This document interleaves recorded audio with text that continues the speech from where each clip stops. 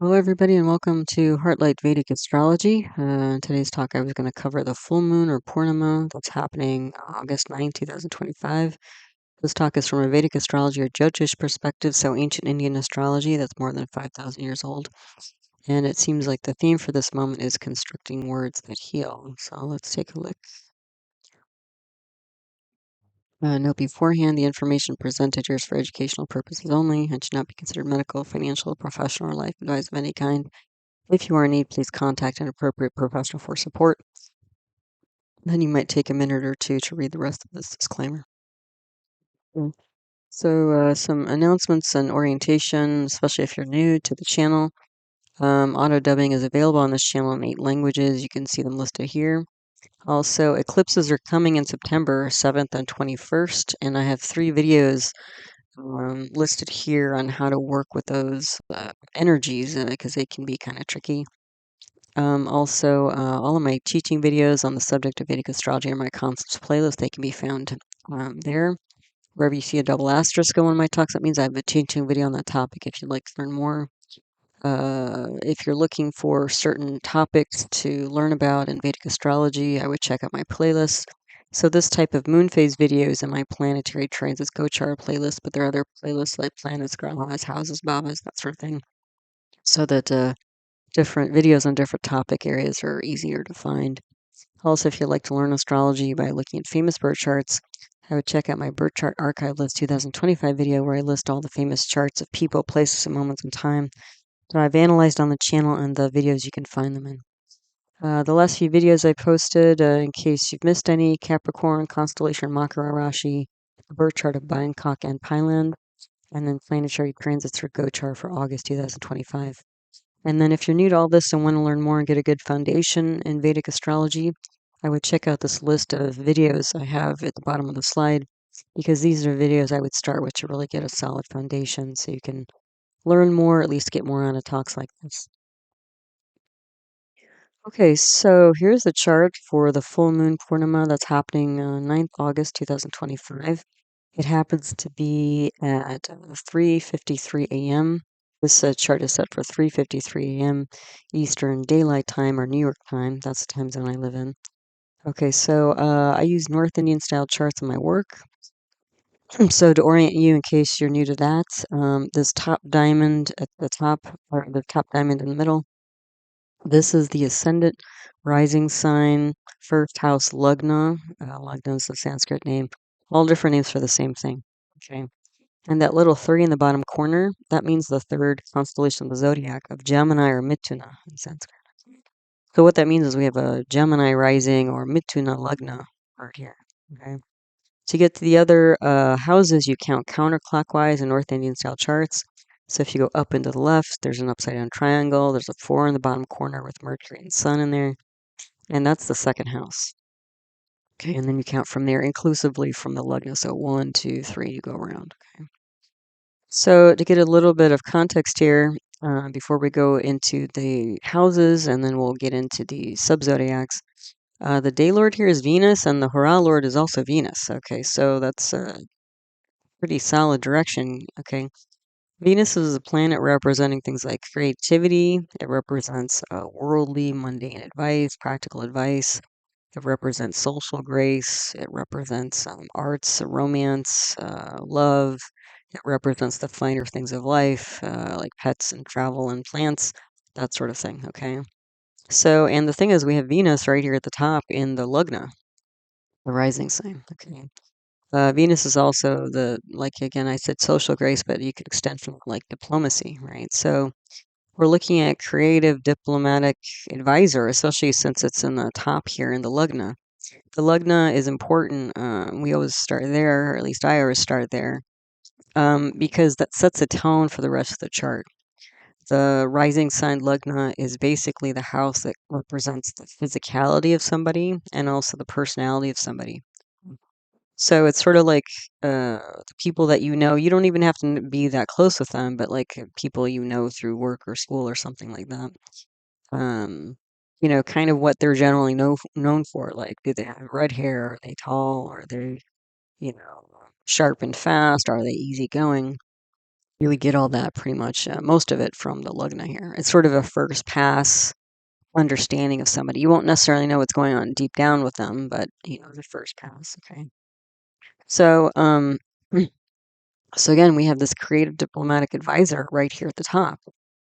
Okay. And Venus happens to be with Jupiter, which is a spiritual advisor. So we have the two advising planets right up here at the top. So we're looking at somebody, if this is a person's chart, we're looking at an advisor here. He's actually pretty gracious and diplomatic because both of these planets represent that. So Venus, though, being a bit more of the, kind of creative, artsy type, So we're starting there. The thing, though, so that might sound like, oh, great, we're going to be talking about sunshine and unicorns and butterflies, but the thing is, Venus and Jupiter are in a nakshatra. A nakshatra is also known as a lunar mansion called Ardra. Okay, Ardra. So if you're not familiar, there are about 27 nakshatras. Each one has a different energy associated with them. Sorry. And Ardra is symbolized by a drop of water. A drop of water can be related to a storm cloud. So this is like the storm cloud nakshatra or lunar mansion. So it can be like fast transformation, dramatic, but also like potentially clearing out old energy, electricity, lightning, drama, sometimes. Yeah, so both of these advisory planets were in that storm cloud. Okay. Drop of water can also be associated with sadness. So there's a lot of psychology related to Ardra. Okay. Especially since we're in the first house, which I mentioned again is like personality, which is related to psychology. Okay. So these two advisors, luckily there are two natural benefic planets in this Ardra energy. So we're going to get the nicer kind of components or symbols of Ardra coming through. So this could be somebody who is a transformational counselor, uh, potentially involved in psychology. Also, this is somebody who might be somebody who like advises generally through storms of different kinds. Storms of life of different kinds. Okay. The other thing to note here is that Venus is a faster planet than Jupiter. And over the next few days, actually a couple days, August 11th through 13th, Venus and Jupiter are going to be in the same degree. And that gives us a planetary war or Graha Yuddha. And that means that both of these planets are going to be unstable because they're kind of duking it out. Although it's kind of, when you have Venus and Jupiter in war, it's a little bit more of a pillow fight because they're both natural benefics, which is nicer. That should take the edge off. But they're still in this Ardra energy. And the thing is, again, when these planets are in war, the things that they symbolize are going to be unstable, and the houses they own are going to be unstable. So Venus owns the fifth house and the 12th house in this chart, Gemini chart. The fifth house is related to advice again. So we're picking up advice over and over and over again. That's going to keep happening. You'll see. The fifth house also represents romance. It also represents creativity. It also represents children. Okay, so there might be some issues going on here related to those things. And then the 12th house is related to losses, expenditures, and overseas places, remote places, that sort of thing. Okay. Jupiter owns the seventh house, which is related to, symbolizes a spouse, spouse-like partner, business partners, independent business, and path forward in life. So it looks like there's quite a bit of transformation going on there, especially since Venus and Jupiter are both aspecting the seventh house from the first house position. And Jupiter also owns the 10th house here. 10th house is related to day-to-day work, like 9 to 5 work, working for somebody else, also reputation. So it looks like we're picking up this advisement house, the 5th house, the 7th house, the 10th house. So work is involved here. Potentially independent business, path forward in life. So there's some deep, transformation going on here. Okay, luckily, again, we have the two natural benefics who are kind of leading this part of it.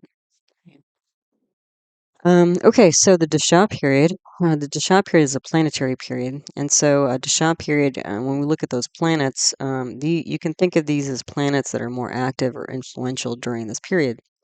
So in this dasha period, the birth dasha here is the moon, sun, Mars, and Jupiter. Okay, so Jupiter, again, we're picking up this Jupiter and Ardra energy. Jupiter represents things like law, balance, charity, banking. Oh, that's the other thing. Venus and Jupiter also represent finance. Okay, so there might be some, financial crisis potentially going on here. Um, Again, a little bit on the softer side since these are two natural benefics, so it looks like there's probably going to be some positive outcome coming out of this, but there can be some financial tension. But Jupiter also represents things like children, and again, Venus is the lord of the fifth house, and Jupiter as a planet's symbol, or and also house symbol, Bhavakaraka. Jupiter is aspecting into the fifth house here. So we still got both of these planets affecting the fifth house here, and we have no other planets there. So again, there seems to be some transition, maybe sudden transition or tension going on here with fifth house matters, including children. Especially because, again, Venus is the lord of the fifth house, and Jupiter is aspecting the fifth house, and Jupiter is also the symbol for children. Yeah. Jupiter's also represents things like teaching and education, teachers and teaching, education, publishing, writing, speaking, that sort of thing. So Venus being creativity and Jupiter representing this could be like a creative teacher, creative speaker, or a creative writer as well, I would say.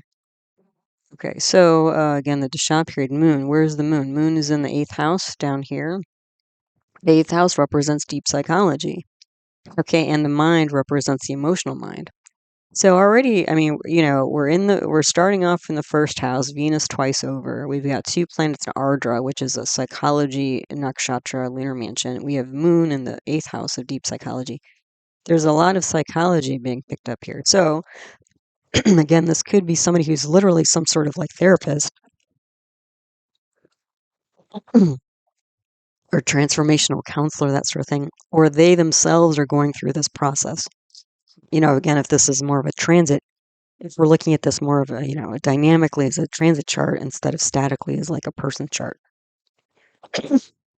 Sorry, I've been trying to hydrate, but it doesn't seem to be working today. But anyway, so again, we're picking up more of the psychology energy. Okay. Then with Moon, so Sun and Mars, the next two dasha planets for the sub period and the sub period.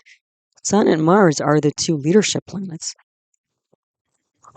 They're fiery planets, they're action-oriented planets. And let's see, so yeah, we're Sun and Mars. Sun is in the 2nd house here. The 2nd house represents family, inner circle assets, and public speaking. Sun is in a nakshatra called Aslesha, which is symbolized by a snake.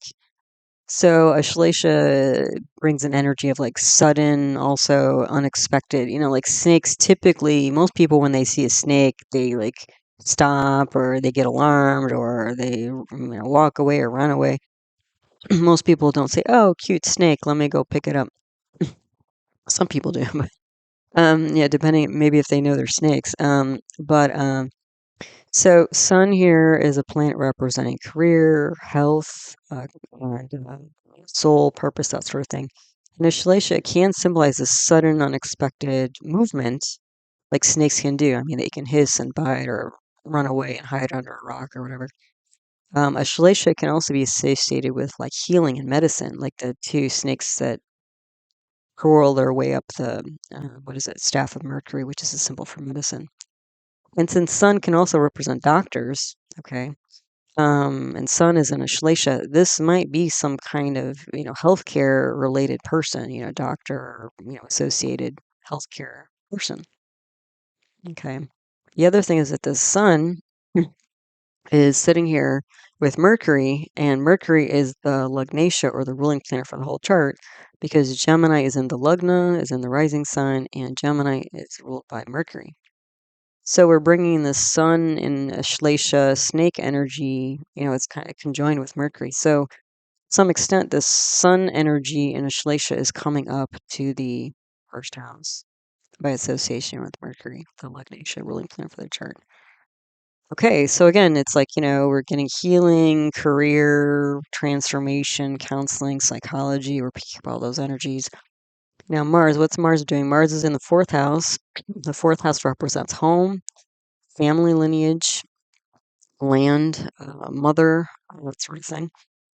And it's also, again, the Sun and Mars are both leadership planets. They're sort of different, though. Sun is more like presidents, king type energy. Mars is more hands-on active, like in the trenches type. This is more like CEO, commander in chief of the army. Mars is also more of a rebellious, erratic type planet, also a bit like not quite as mature. I would say generally the energy is not quite as mature as like Sun. But we're picking up both of those. So, again, Moon, psychology, mind, emotions, leadership, and then Jupiter, we're picking up that. So, Moon and Jupiter both represent intuition. So this might be Jupiter teacher, Sun, Mars leader, leading teacher of the mind, Moon, mind and intuition. Or at least this person, again, if this is more, again, if we're looking at the transit chart, this is like a moment in time where somebody's like, innovating, and reconsidering mind.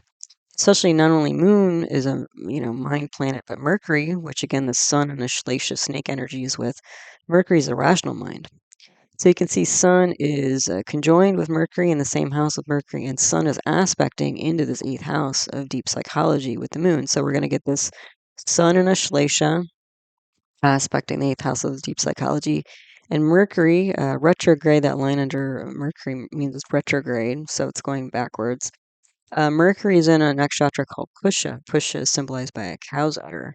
So that's pretty nice because that Pushya energy is related to stabilizing things physically, mentally, emotionally, that sort of thing. So again, we're still getting like mental planets. Mercury's more on the kind of rational side of this. But we're getting this Sun and Aslesha healing energy into the eighth house of deep psychology, and Mercury, uh, besides being symbolizing the rational mind, it symbolizes things like speech and writing and words. And again, these two, Sun and Mercury, these planets are in the second house of speech. So this could be like as healing words, healing talk, healing writing, that sort of thing.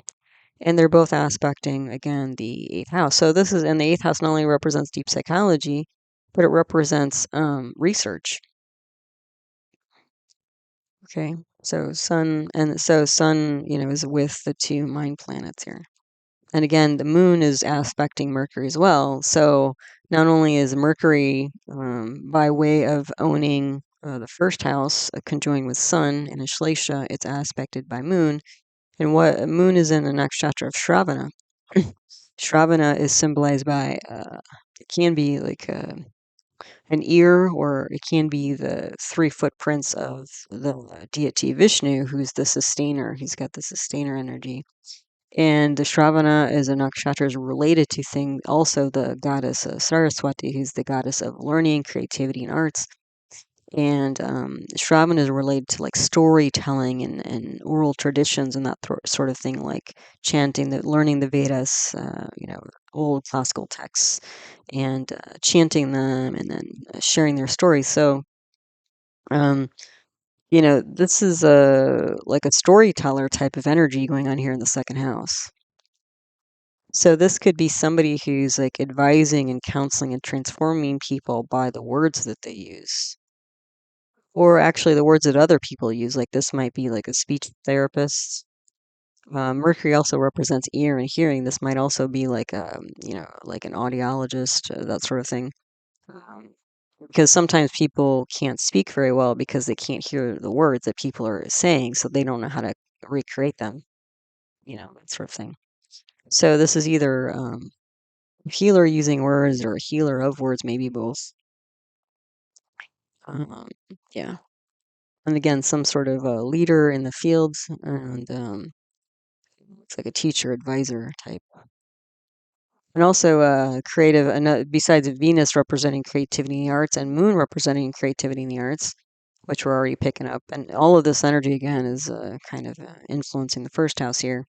the position of Venus, Jupiter, and Mercury create a planetary combination called a Saraswati Yoga, which I already mentioned is coming through with Moon being in Shravana nakshatra. Saraswati Yoga gives like an even higher level of creativity and also education as well. So a lot of creative, counseling here, transformational counseling, especially related to words and storytelling and psychology.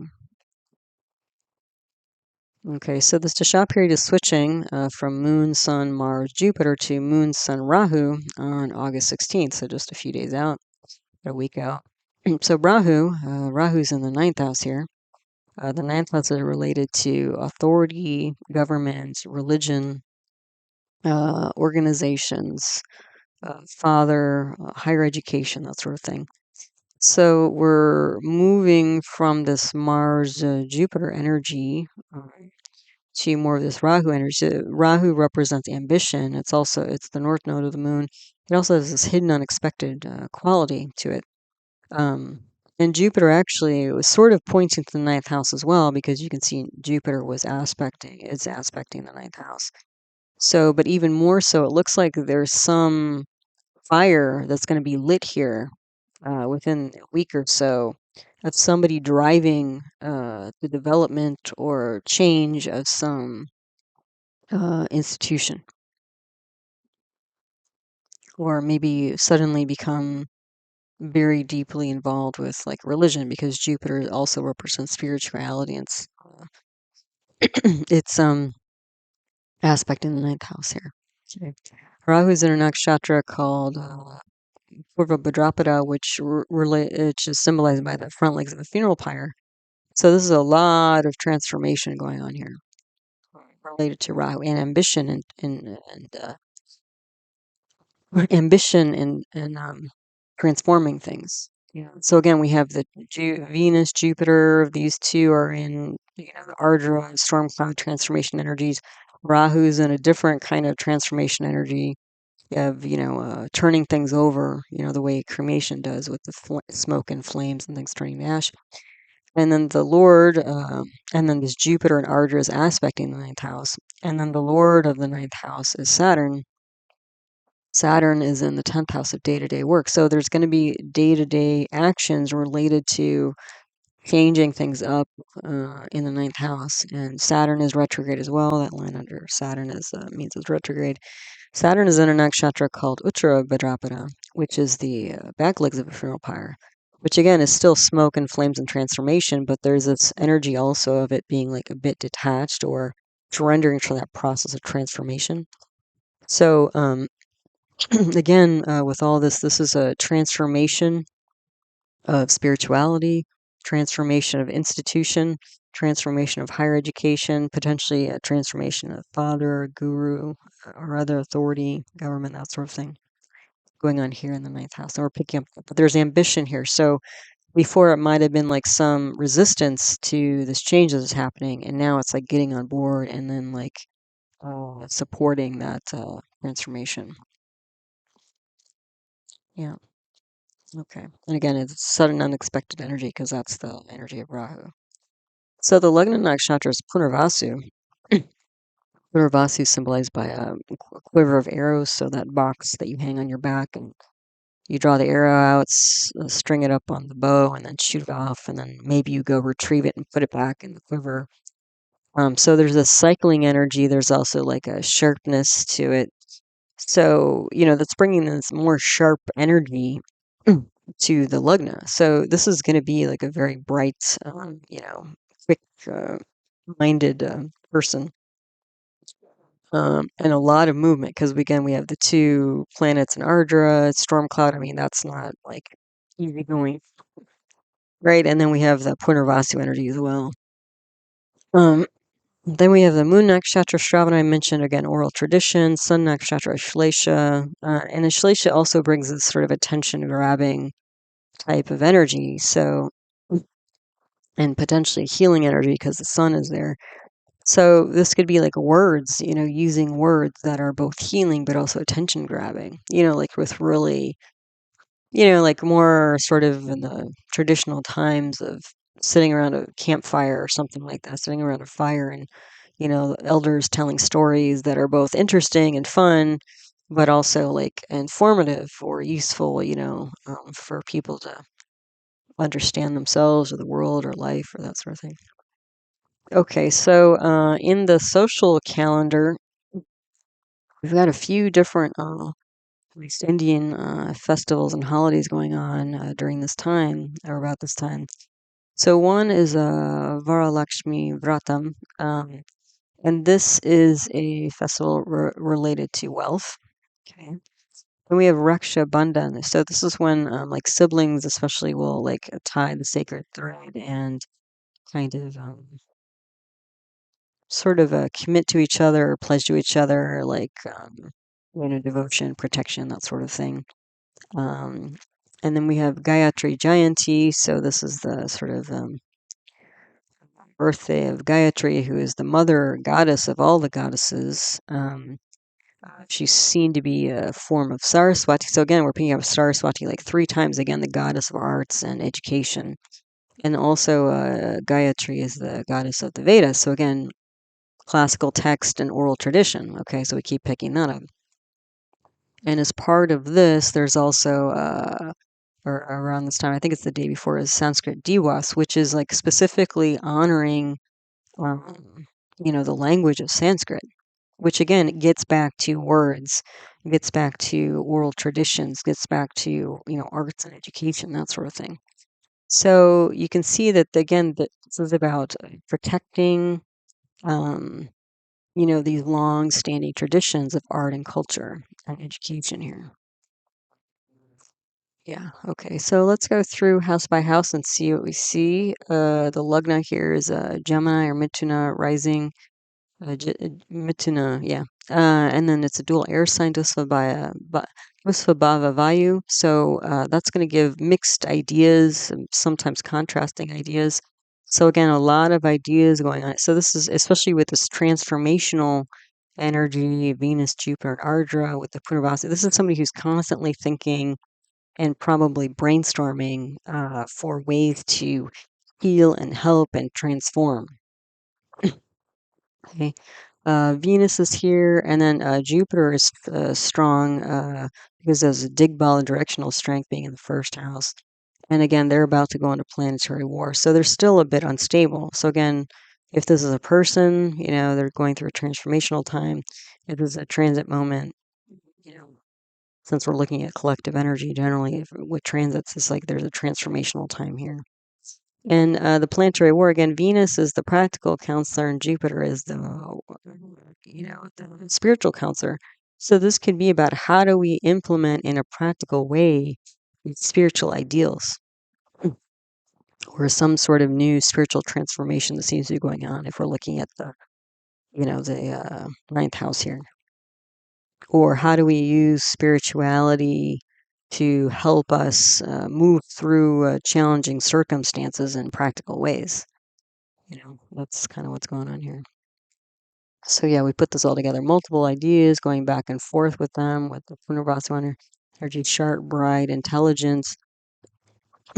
So this is like, again, if this is a person wise, creative, diplomatic, kind, but again, tension between spiritual and worldly things, advisor, teacher, leader that nurtures the mind. Because again, this Mercury is in Pushya, and Mercury is the ruler of the first house. So this is a well-intentioned person going on here, a very kind, well-intentioned person who's also, very transformational, and a leader, and a thought leader. Let's see. So this again, because these are natural benefics and Ardra energy, the transformation here, especially psychological, is going to be more on the gentle side rather than a shock and awe. I mean, it still might be fast because it's Ardra, like it's a storm cloud, but there's going to be some cushion involved here. Take the edge off of it. Venus and Ardra, again, Ardra is related to a storm cloud, including lightning. So Venus is arts and stuff like that, and with the lightning, this is like electronic arts potentially. So, so this could be like photographer, I've seen quite a few people with Venus and Ardra who are photographers or interested in photography. Um, this could also be poetry because of all this word, symbolism here with Mercury and Jupiter, and because Mercury is, writing, Jupiter is publishing and speaking, Moon is imagination. So, again, somebody who's like, a creative storyteller, story, is probably a speaker and writer as well, who's deeply reflective. But again, there's some sadness and I would say pain going on here as well because this person, again, if this is a person or a moment in time, either way, even though Venus and Jupiter here, they're natural benefics, storm cloud is still a storm cloud. There's still usually some sadness associated with Ardra. So even if this is somebody who's able to transform for themselves or others the pain of challenges they experience, like they tend to always have that a bit, because again, we have two planets in the Ardra energy. And again, they both own two houses, so that's four. So again, this Ardra energy is pretty pervasive, and then Jupiter's aspecting to three houses, Venus is aspecting to one. So almost half the chart is related to this Ardra energy. Both transformation, good transformation because they're natural benefics, but transformation and sadness as well. And also nurturing the self, I would say, because of this Lagnatia ruling planet for the chart, Mercury is in Pushya. So again, nurturing the self, self-care, physically and psychologically. And then Mercury is also, again, the lord of the fourth house of home, lineage. Um, yeah, and then it's in the second house of family, inner circle, speech, but also, again, finance and assets. So those things can be, in transition. The Lagnatia Mercury's gone in the second house, which is an Arthisthana house of wealth. It's with Sun and Aslesha, I mentioned, aspected by Moon and Shravana. So again, healing through speaking and listening as well. Counselor, therapist type, and probably talks to small groups about traditions. So, this is like, again, this is the inner circle house, the second house. And when I got this far in the analysis of the chart, there was a woman who came to mind. She was, for a while back in the day, fairly famous for a while. Her name is Clarissa Pinkola Estes. She's an American woman who was both a psychologist as well as she I think she's Mexican American heritage. I'm not sure. But her thing was she would go and collect traditional stories from elders in her community. And she wrote a book that I think maybe it was her most famous book, I don't know, but it was called Women Who Run with the Wolves. I actually had a copy, read it several times, again, this is a long time ago. But it was just a very interesting, again, she's a psychologist, but also storyteller. She would use these old traditional stories and I don't know, I guess tell them to her patients or tell them generally, speak about them or whatever, write about them. And the stories had healing, deep, wise healing associated with them. And so I was like, wow, okay. I mean, why am I thinking about her? I don't generally think about her. And then I went and I looked up her birth chart. And guess what she has? She has a swan moon in Pushya. So now, she has sun in Shravana. So she has moon and sun opposing to each other. Basically, she has a full swa moon. A swa means a moon in its own sign. Very strong moon, which is imagination, emotions, mind. In Pushya, nurturing. Sun in Shravana, that's like storytelling, energy. And she has Jupiter mutually aspecting Venus, which is very similar to this Venus and Jupiter conjoined energy. And she also has Mars and Saturn mutually aspecting each other, like we have here. We have Mars and Saturn diametrically opposed to each other. So it was very interesting to me that, like, I thought of her seemingly randomly. I guess my intuition took me there. And then her chart looks a lot like this. And that's what I was picking up. I was like, oh, so that's so yeah. Yeah, it's a great book if you ever want to pick up that book. I think she's almost like in her 80s now or something like that. So, and she also what was interesting when I was kind of looking at things about her, she actually had singing training. I think she went to Europe and was in some music school or something for a while.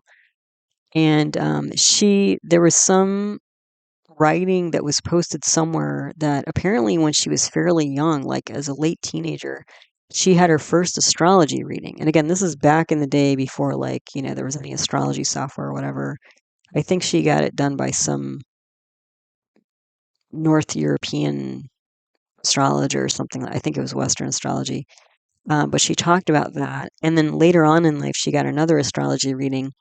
But because of the first astrology reading, she was really into astrology and even learned how to like look up in the ephemeris, the time and position of different planets. So she could actually draw up by hand birth charts like this. Like she got into it that much.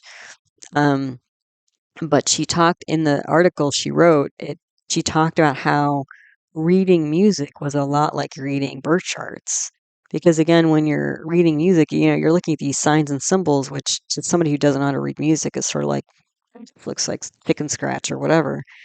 But if you really know the notes and sounds that the notes are supposed to make and how long they're supposed to last and all this, you can basically by looking at symbology of the music, recreate the music within you. And she wrote it so well. I mean, I was like, that's actually like when I look at charts, that's how I feel. Because to most people, I mean, they're like, okay, it's just a bunch of planets in a box with some lines. And just because I put the lines in there, to help people out who are newer. But when it's like the difference between reading a chart and feeling a chart. So anyway, so yeah, she was super into astrology. Um, yeah, so it was kind of cool. But yeah, her chart is very much like this, and her everything I've described described so far is very much like her. So there you go. So anyway, let's keep going here. So the chidra grahas here, which are planets of vulnerability. These can be sensitive spots for somebody in their life. Mercury twice over Venus and Mars. So Venus is, relationships and creativity. Mercury is like words. Mars is, like a leadership and stuff like this. So Mercury being the lord of the first house and the fourth house, again, self, family, and it's in the second house, which is family again. Venus is relationships. Mercury is speech, especially because it's in the second house, and words. And then also Mercury is the lord of the fourth house, which is not only home, but also like lungs and stuff like that. So, if we get into more of the medical stuff. So this could be like, sensitive spots for, again, if this was the person. The yogi here, which is a planet representing wealth, is Venus. So creativity and social grace. Practical advice is going to bring wealth. The Aviyogi is Jupiter. So this could be like again, if it was the Aviyogi represents lack of wealth. So this might be somebody who um, may not like if they go down a teaching road, may not make so much money doing that. And then the duplicate yogi is the sun, which again is that like healer energy. So it looks like this person is going to create wealth mostly through creative healing as a career, in more of a practical sense. Even though they're very spiritual, you can see that here. It might be more of a practical way usage of this information and skill set that they make their money. So we have a bunch of yogas here. Again, these are planetary combinations that give extra meta effects for a chart. So we have a Shubhavashi solar yoga. That's going to bring, especially these two strong natural benefics in the 12th house from the sun. That's going to bring more eloquence, as if there isn't enough here. More eloquence, creativity, renown, wealth. There's also Mangalic yoga with Mars in the fourth house. That's going to have trouble with relationships, which we would already gather because Venus is an Ardra. We have Saraswati yoga I mentioned with Venus, Jupiter, Mercury in their positions, bringing creativity and education. budhadutya yoga, that's the sun and Mercury together, um, which is qualified by Mercury owning the first house. That's going to bring intelligence. So again, eloquence, renown, trouble with relationships, creativity, and intelligence as well. Also notable in this chart is it looks like we're almost getting into sadhisati here. Moon very quickly, in a few hours of this chart, is going to move into Aquarius. And so when the moon is in the house before, of, or after uh, the natal Saturn, or you could see it the other way, Saturn is in the, that's usually how they see it, Saturn in the uh, natal position of Saturn in the house before, of, or after the natal moon, you get a sadhisati, which is an indication of a major loss of a support system, a loss of a major support system that's been pretty strong.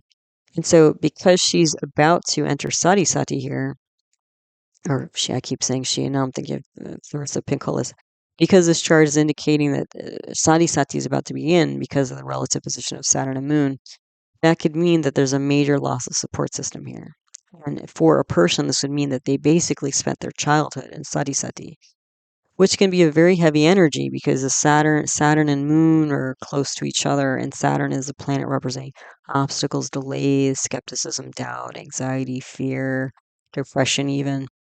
And in a way, when I see this position, so technically it's not a sadhisati, but the thing is, like, if somebody is born into sadhisati, then the first, couple of years, they're sort of, they're babies. They don't really recognize necessarily, the difficulties. But in a position like this, where the moon isn't quite in sadhisati, but will be, what that means is basically it's almost like an extended sadhisati where the kid is going to be aware of the difficulties because they're going to be older. They're going to be an older child when they experience they're going to be like 5, 6, 7, 8, 9, 10 years old when they go through sadhisati, as opposed to, the first 5 years of life, you know. So this indicates to me also that, again, that might be why this Venus and Jupiter, Ardra energy, sadness is here, trouble with relationships, the Mongolic, major loss of support system during childhood. Like, there was some difficulty that, again, this person experienced, or again, if it's transit chart, is experiencing. Um, the other thing of note in this chart is Mars and Saturn are almost exact. They're in the same degree. Mars is at 7 degrees 15 seconds, and Saturn's at 7 degrees 6 seconds. They're mutually aspecting each other. So when we have them, it's almost like a planetary war. Planetary war, they're literally in the same house, same degree. But Mars and Saturn are going, their energies are going right up against each other. This could be like a physical clashing, because Mars and Saturn represent physical, tangible things, including land and property. And Mars and Saturn are both bhumikaric as planets representing land and property. And they're both in the fourth house of home and land and property, and then also the 10th house of uh, daily activity and reputation, that sort of thing. So when you get these two together, you can get like engineering, you can get construction, you can get real estate, that sort of thing. So what's interesting is that, again, we have a dual air sign chart here, so mixed ideas. But if this is a person, they have very different skill sets here. Venus and Jupiter and Mercury, this is the like soft skills, creativity, storytelling, healing. But then Mars and Saturn together, this is like manufacturing, engineering, and it's almost like the duality of Venus and Jupiter, of like the two counselors, the worldly and the spiritual. So it's like the soft, ethereal, creative side, but then it's like the practical. How do we make this work? How do we create this in the real world? Third world here. I mean, not the third world, but the third, um, the mundane world. Yeah. Um, so yeah, I mean, this person is going to have, two different skill sets, and Mars and Saturn, in the fourth house of education, this is probably somebody who, even though they have this creative healing skill set, Mars and Saturn are, like, um, engineering you know, like math and science type. This is somebody who studied math and science, basically. Maybe medicine, that sort of thing. Maybe business. Very practical type of education in their formal education here. At least like undergrad level. That's fourth house. Yeah. And then there might be some like land, again, issues, trouble with home. If we're looking at like restructuring with Mars and Saturn. Mars will give like a innovation type energy, and Saturn's more endurance. So and structure. So it's like restructuring things. The other thing I thought with this type of skill set, because again, the soft skills, the creative is type skills, and then Mars and Saturn, this might also be like an architect, who's got like the design skills as well as the like, how do we literally construct a building or, hospital or something like that.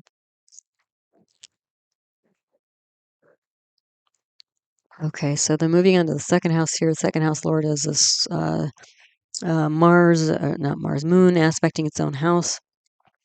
And Moon is Swa actually not because it's in Capricorn, which it does not own, but Moon is in its own star. So we have a Swa Moon aspecting, the Cancer, which it owns. It's a very strong Moon, and that also means a very strong second house. Family, inner circle, speech, assets, that sort of thing. Sun is in Aslesha. We have a retrograde Mercury in Pushya, again, nurturing family with captivate or inner circle with captivating speech, imaginative mind, gains through a speaking career. This could also be like ancestral land because Mercury is going to pull this like fourth house energy to the second house. Also, like this is somebody who's not just like a speaker or writer, but probably a teacher. Like they can show people like step by step how to do what they do. Is what I'm saying. Because when you have the Venus and Jupiter, it's like it's not just because there's some people who are artists, they just sort of do their thing, but they can't like break it down. Like it's such an intuitive, they can't really break it down and teach people how to do what they do. But this person could, is what I'm saying. And also potentially speech, hearing, a respiratory therapist, ears, nose, throat doctor potentially could be in this mix. The third house lord is Sun. Katie's here in Purva Phalguni. Um, this could bring some trouble to the third house. Third house represents siblings and neighbors. It could also, K2 is like the south node of the moon. It can bring some unusual kind of detachment, separation type energy. Purva Phalguni is like a creative energy. So this could be like unusual creative art. And again, the Lord of the third house has gone to the second. So again, some unusual creative, um, speaking art or writing art, maybe involving like foreign languages or foreign culture. Um, but Purva Phalguni could also be like separation, like in terms of people, because the Lord of the third house has gone 12 houses away. So that's going to go through, losses and expenditures related to third house matters, again, friends and neighbors, that sort of thing. So this might be like a loss of siblings or like what do they call it? Mm, like estranged, that kind of thing. Or some sort of disturbed energy feels like it's going because again, Sun is in Aslesha, so that's alerts snake-like energy is related to third house matters, which as a speaker could be like again this like mesmerizing speech, which seems to be the case here. But if we switch the chart and turn it to the third house, this would be like a sibling who maybe how would I say like tends to isolate themselves. Um, for, they're a bit introverted and isolate themselves and that sort of thing. And yeah, it looks like there's some disturbed energy going on here with the third house. So let's see, what else do we have here? So then on this slide, all the stuff on the left is the same. On the right are notes for the other houses. So the fourth house lord is Mercury. Mars there in Uttara Phalguni, which is also about creativity and finer living, but it's with a goal, like with a specific goal in mind. So it's not just like pleasure for pleasure's sake, but there's like some specific goal involved. And then aspected by retrograde Saturn, Uttara Bhadrapada, again that backlegs of funeral pyre energy. And because it's in Virgo here, which is a dual Earth sign, this could be like multiple properties. Also, probably somebody who's a bit of a homebody, I would say. The mother, I would say, is quite a practical, industrious type of person.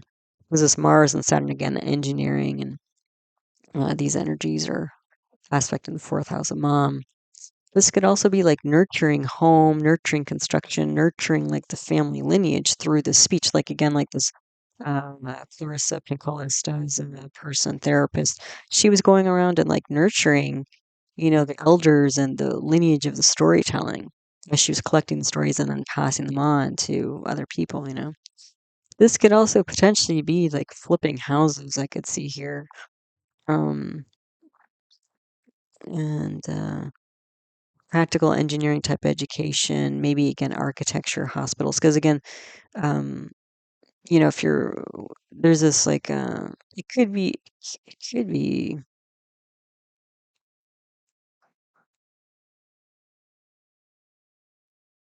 I'm just thinking about that a little bit. Mars, Saturn. Again, it just seems like such a more of a practical type of education. At least there's some nurturing aspect of the fourth house because Mercury, the lord of the fourth house, is in Pushya. But it's Virgo, it's a dual earth sign, and we have two earth planets. Like, again, it seems like well, Virgo is also related to health. So, but again, it's just a more of a physical health, that sort of thing. So again, there might have been a transition from more of a physical health basis to um, more of like a mental health orientation, especially because the birth dasha is on Moon. So after Moon comes Mars, which is maybe when this person would have been going through their fourth house, you know, undergrad education potentially, and lighting that up. And then after Mars comes Rahu. So you can see the shift. Then we're going to move to more of like a spiritual orientation, physical to spiritual over time. But the moon, since again, if this is a person they were born into moon, moon is in Shravana, like they're a born storyteller and a very creative person. And again, I still think there might be some like architecture and potentially in hospitals like this Mercury um, in Pushya. This could be building places during like, or maybe even like a feng shui type or a Vastu Shastra type person. How to create healing, not just building, constructing homes and buildings, but like how to make them nurturing, sort of thing. And, have a good vibe, in the house or the place or whatever. The fifth house lord is Venus, again, an Ardra aspected by Jupiter and Venus. This is like a crisis counselor type energy. Maybe involving children, maybe involving spirituality, because Jupiter is aspecting here. Sixth house lord is Mars. Um, this is somebody who enjoys a daily physical routine and exercise, but also potentially older traditional rituals because Mars is in the fourth house of lineage. So whatever, this is somebody who's quite traditional in their daily practice of things. Let's put it that way. The seventh house lord is Jupiter. It's aspecting its own. That's going to strengthen or protect the house a bit, at least related to intangible things. And then Venus, Mars, and Saturn are also aspecting here. So again, it's like, we've got the creative with the practical, like not just between Venus and Jupiter, but between Venus, Jupiter on one side and Mars and Saturn on the other. So protection, counsel, stormy relationships, stormy property, because they're both. It's almost like, again, you've got the Venus, Jupiter, planetary work coming up, and then Mars and Saturn are in the same degree, mutually aspecting each other. So there's like definitely tension going on here, you know.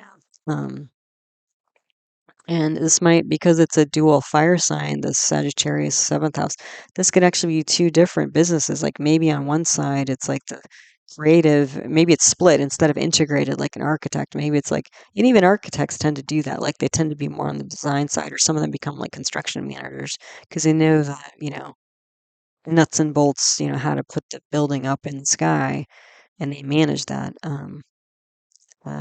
Yeah, so, but there's going to be stormy energy related to relationships and property and that sort of thing. Also, with this, I almost got this sort of like Humpty Dumpty type. That was sort of a weird thing. I was surprised that came to my mind, but it's like Humpty Dumpty had a great fall. The egg that sits on the wall and then crashes or whatever. Um, that's what I feel like this person, again, if this is a person, could do is like how to counsel and reconstruct, the path forward for themselves and if, potentially for other people. Once people have had again physical challenges, mental, emotional challenges, probably both, they can help literally put the pieces back together again. So it's like the difference between like, because I give people, because most of I'm in healthcare, so when I talk to people about meditation, like some people say, "Oh, why don't you meditate?" And they sort of give people the idea. But then, for me, since I've been a yoga teacher for like 20 something years, and I've done so many different meditations and I practice so many meditations, like, usually when people even come and say, "Oh, I do meditation," I will ask them what kind of meditation they do. And sometimes the meditation they're doing is something that's going to keep them more in their head when what they need to do is get more in their body. Or maybe they're so anxious they have trouble, you know, uh, doing meditation because it's just, a whirlwind within them. So then somebody might say, well, why don't you try walking meditation? But then it's like, how, if you get into the nitty gritty detail of that, it's like, okay, so when you walk, sometimes I get like that, depending on what the patient needs, it's like, when you walk, why don't you take a deep breath in and walk 4 steps? You can even count like 1, 2, 3, 4. And then after 4 steps, you breathe out 1, 2, 3, 4. And so when you do something like that and you give your mind that cadence to focus on both with the breath and feet, that's something that's, a much more sort of tangible nuts and bolts approach to meditation than like, oh, why don't you go try meditating? Because there are like so many meditation apps and teachers and all, like, where do you even start? You know what I mean? So, that's what I mean is like this, again, this combined skill sets. Like, again, you've got the engineer part of this person and the creative part. And so, like, merging those two potentially in the seventh house is where this all potentially could come together. And again, the Humpty Dumpty energy, like helping people, patch things back up in very practical ways. Um, in the eighth house here, eighth house lord is Saturn. We've got a full moon, Swa aspected by Sun and Mercury. So again, building, healing, nurturing the mind. We've got the two mind planets energies here in the eighth house of deep psychology.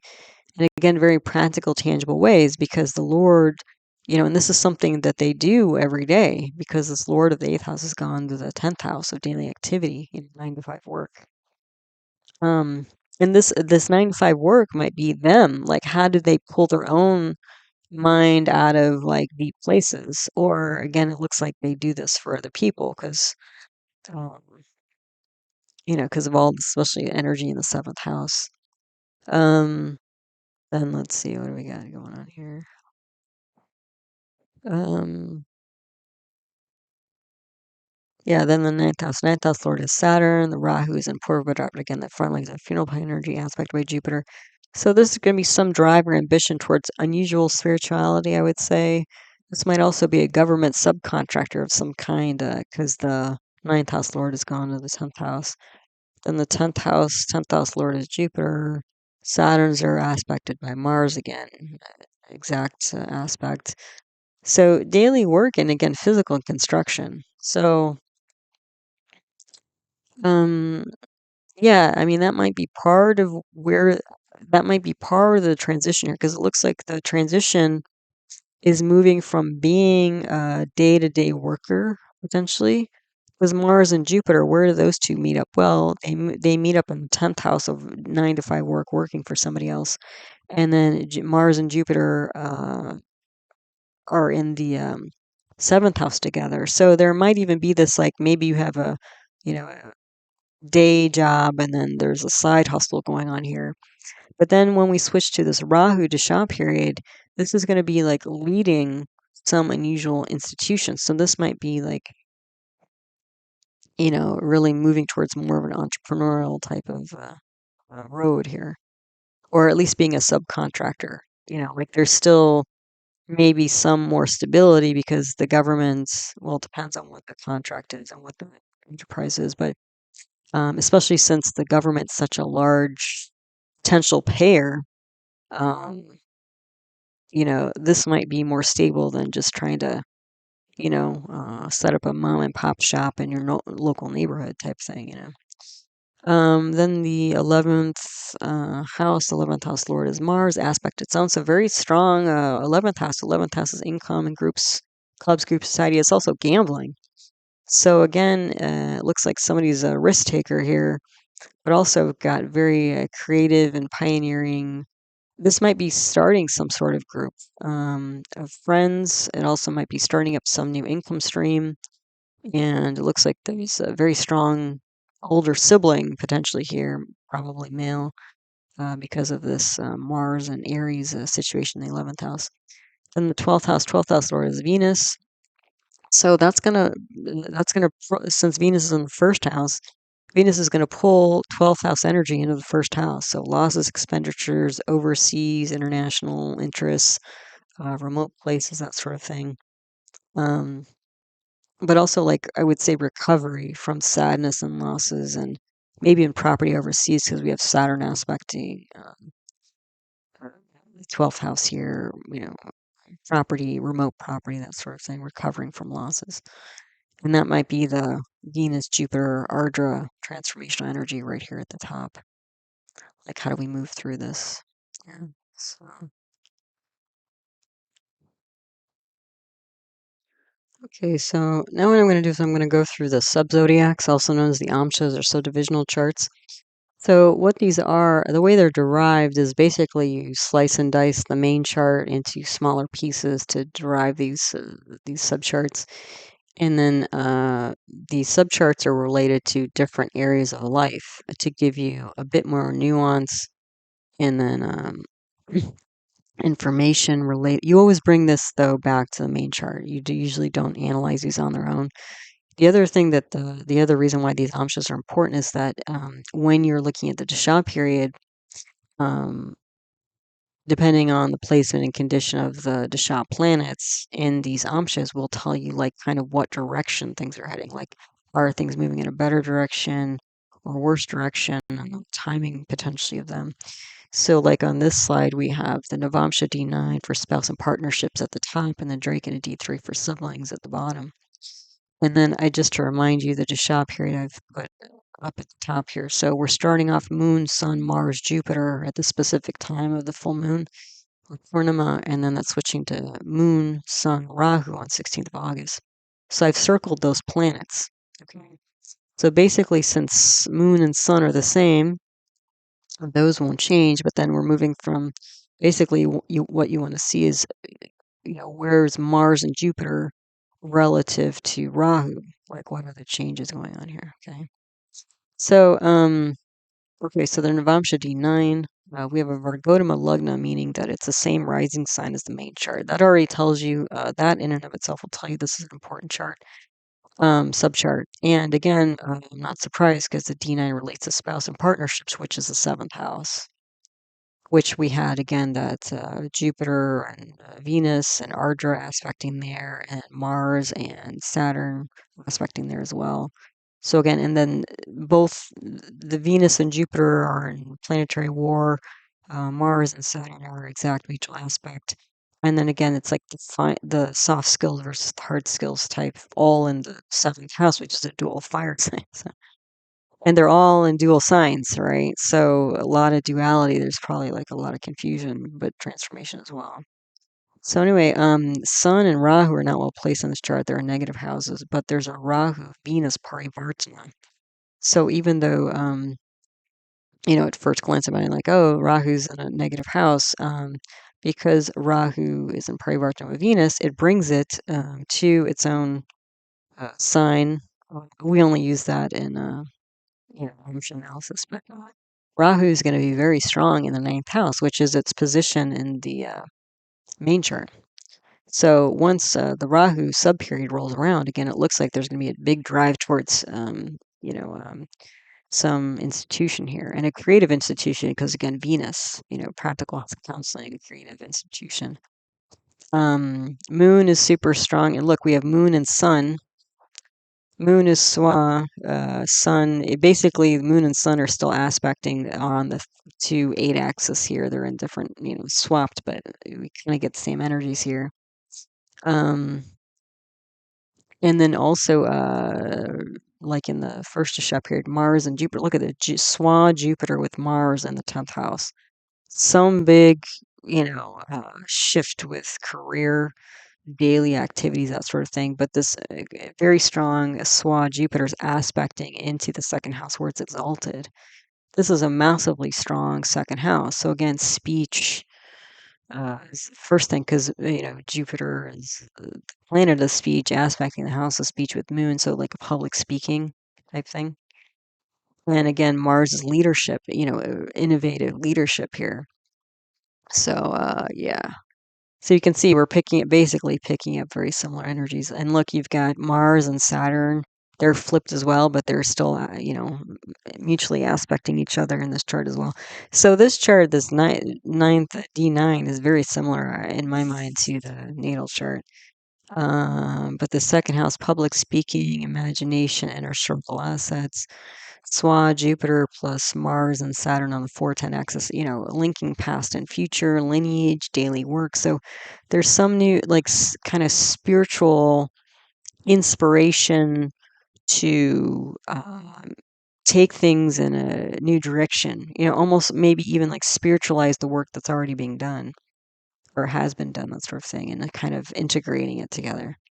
Sun is in the 8th house, so there could be some change or ending going on here, especially related to career. Rahu and Venus are, swapping in the 9, 12 houses here. So some creative, unusual, probably international advice organization that's being created here. Then the Drake and a D3 for siblings. Moon and Mars are not well placed. Moon is the Mahadasha here. So again, it looks like I mentioned in the natal chart, looks like there was trouble with siblings. And there's a parivartana between Mars and Mercury. But what that means is, and you do have Sun and Moon on the 2-8 axis again, but you have Saturn and Sun aspecting the Moon with Mars and Mercury. So you have 3 natural malefics with the 2 mind planets. And again, I was picking up that probably there is maybe a sibling, especially a younger sibling, who tends to isolate, be a bit, yeah, either unstable or detached or something like that. Yeah, so yeah, anyway, so but it looks like there's a, like, mental emotional on, chronic mental emotional issues going on here. Also harsh speech, I would say, because again, you're going to have Moon and Mercury, Earth and Mars aspecting the second house where there's 3 natural malefics and Moon. So, harsh speech, maybe abrupt speech going on here.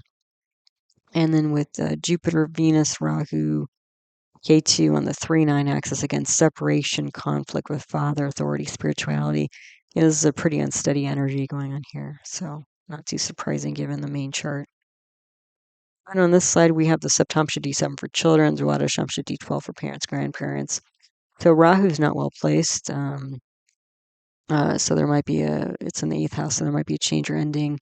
This might be imagination or kind of an alternative mindset for related to children. Moon is in the Lugna, so this could be like a,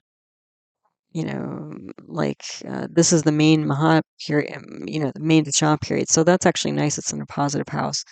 Um, this could be like, motion, intuition, nurturing these old energies of the moon in a public way, even.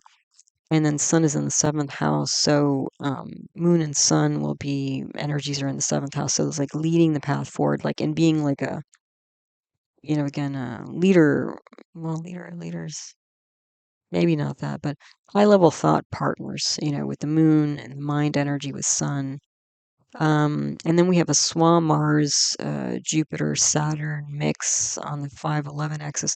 So this is going to be a pioneering advice, pioneer of advice, constructing an ideal group. It's because again, the fifth house is strong, the 11th house is strong. So advice is strong. And again, we've got this almost construction energy, Mars and Saturn on the 511 axis, and then Jupiter's involved. So it's kind of similar to that seventh house in the main chart.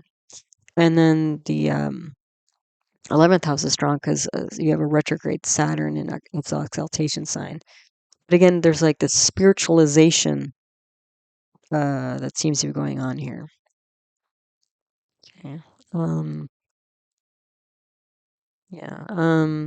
Then the Dwadashamsa D12 for parents, grandparents, moon, sun, Rahu are not well placed, but sun is exalted in the 12th house. So this might be kind of like leadership abroad.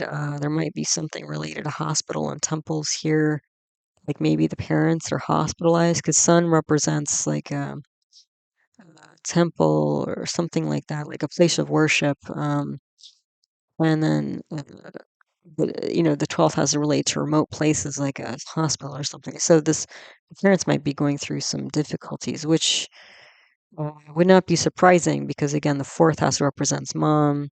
And you have Mars and Saturn, two natural malefics on the fourth house. And then you have, was it Rahu and Purva Bhadrapada in the ninth house of father. So, yeah, there could be challenges to parents. So that might be part of what's getting picked up here. Um, Rahu and Venus in the eighth house. So, very unusual creative mind. Again, changes and endings going on here. Mars is Swa. Sun's exalt. It's a very strong leadership. Also, four planets are in or aspecting the Lugna here. So this is going to be, even though there's some challenges, there's also some focus here. Um, the other thing is this sun that's exalted in the 12th house. The sun is the lord of the fourth house of lineage. So this could be like the parents retiring or grandparents retiring, like passing on the baton, which is again, it looks like in the main chart, the person's picking up the baton.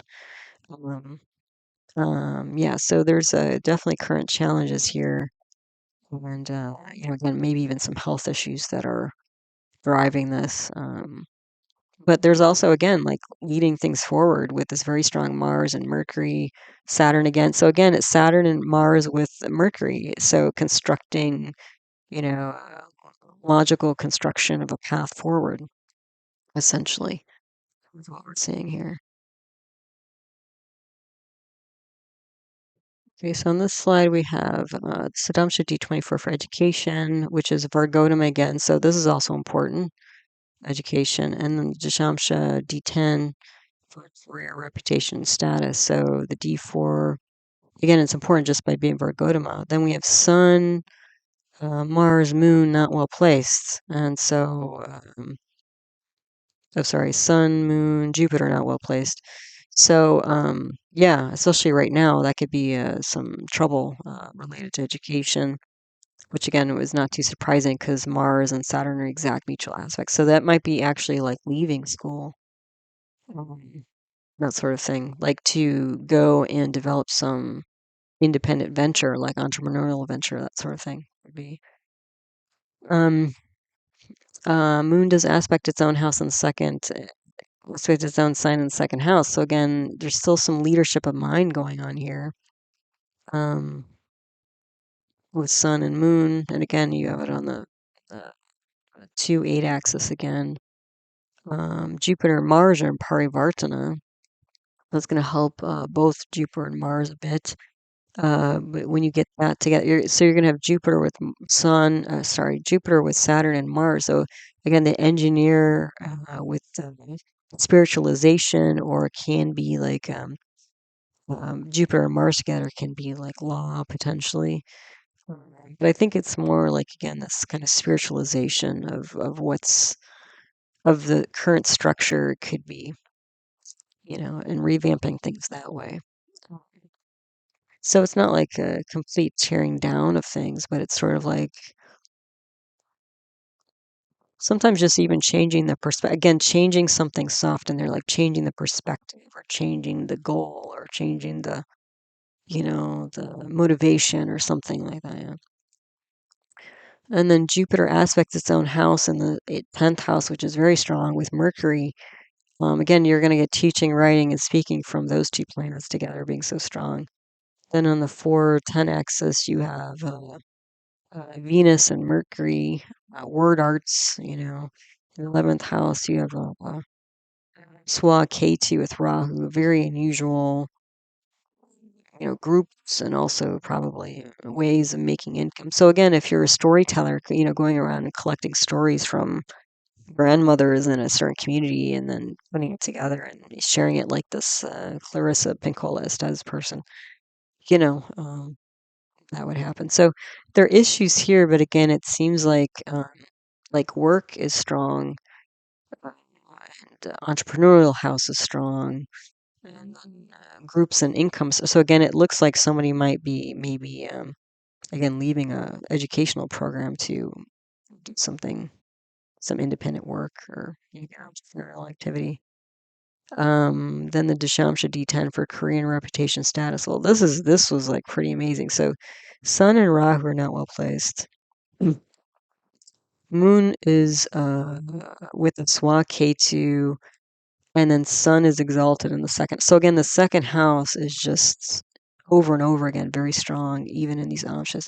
So leading an unusual mind, maybe related to health, like mental health, something unusual there, creative there going on. Exalted Mars with a Swa Saturn in the 11th house, so building community and income. Swa Jupiter in the 10th house again, aspected by Mercury. So again, you're going to get teaching, speaking, writing, publishing. And again, all these, the moon is strong, sun is strong in the second house, especially. Mars is strong in the 11th house, Jupiter is strong in the 10th house. So again, um, and then Rahu and Sun are in the 8th house of like changes and endings. So again, it looks like there's a big bump up in career and status, like by making the shift. Yeah, so a lot going on there.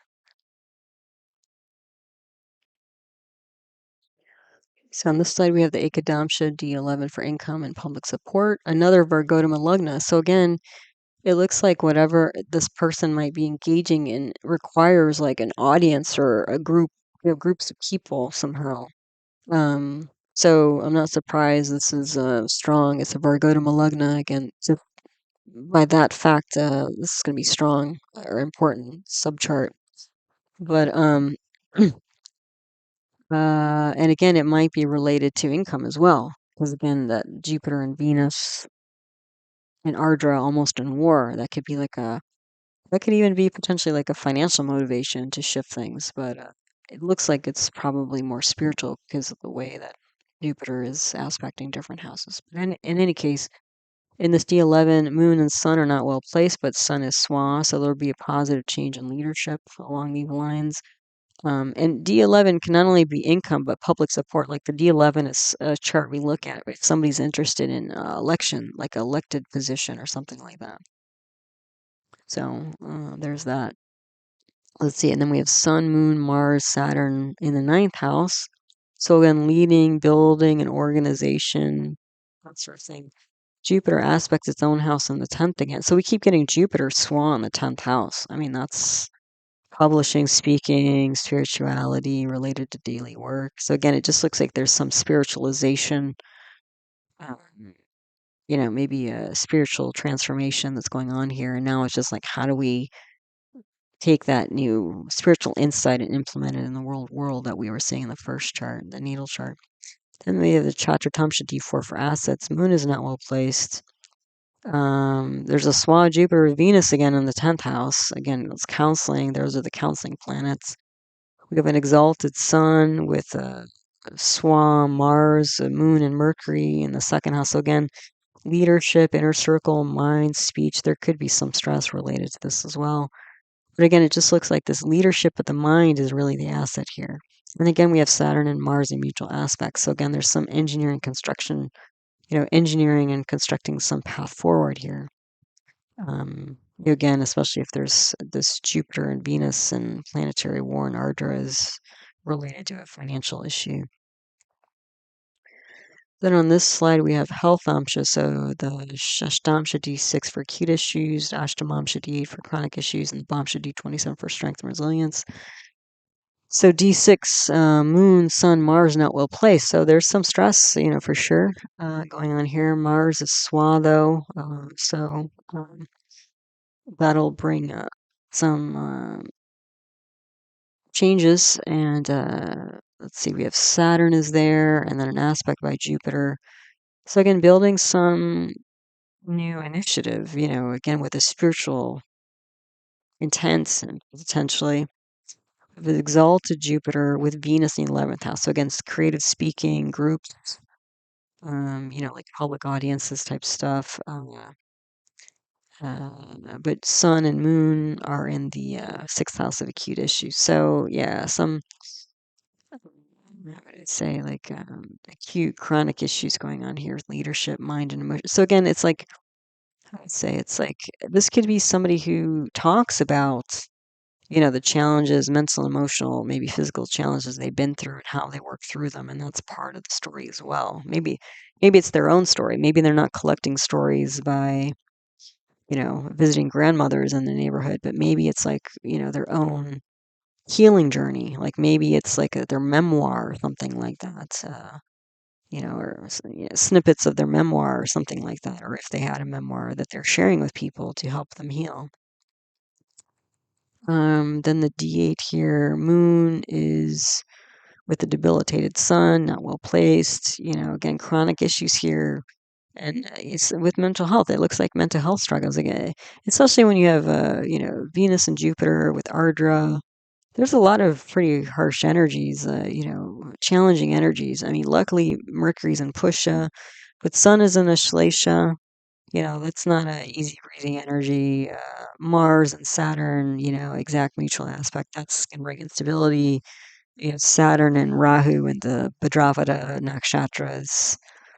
Um, again, it seems like Mercury in Pushya is a kind of a saving grace to take the edge off of so much transformation. But you can tell that, I mean, even though this person might have been able to take all these challenges and turn it into a productive, lucrative career, it's not been without, problems and challenges along the way.